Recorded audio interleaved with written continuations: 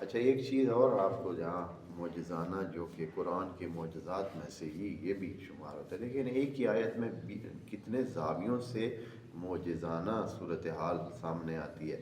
اللہ تعالیٰ نے کہا ہے کہ غلت ایدیہم، چونکہ اوپر قالت الیہود کہا اور ادھر کہا غلت ایدیہم، ان کے ہاتھ بندھے ہوئے ہیں، زنگ آلود ہیں، وہ نہیں دیتے۔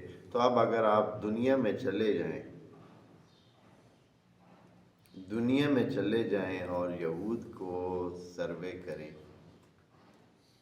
جدھر سے بھی پوچھیں گے پوری دنیا میں، جہاں سے بھی پوچھیں گے، جہاں سے بھی ان کے حوالات پتہ کریں گے، آپ کو دکھے گا کہ وہ لوگ کیا ہیں، سخت قسم کے بخیل ہیں، سخت قسم کے بخیل مشہور ہیں بخل میں، پیسہ اکٹھا کرنے میں، اس کو خرچ نہ کرنے، یا یہ ہے کہ بہت ہی دھیان سے خرچ کرنے میں وہ معروف ہیں۔ یہودی معروف ہیں پورے جہان میں، اور یہ بات اللہ تعالیٰ نے کب کہی ہے؟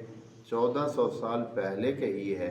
مطلب یہ ہے کہ اگر وہ قرآن کو جھٹلانے کے لیے کوشش کرتے تو ان کے ہاتھ کھل جاتے، وہ کہتے کہ ہم تو بڑے کیا ہیں، دینے والے ہیں، ہم تو بڑے دینے والے ہیں، ہم تو انفاق کرنے والے ہیں، ہم نے تو یہ کھول رکھے ہیں، ہم نے تو اس طرح دینے کا انتظام کیا ہوا ہے، لوگوں میں بانٹ رہے ہیں۔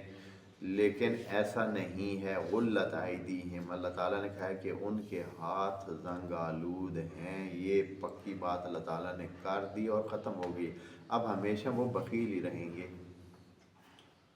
یہ بات یہود کے بارے میں، عیسائیوں کے بارے میں نہیں ہے۔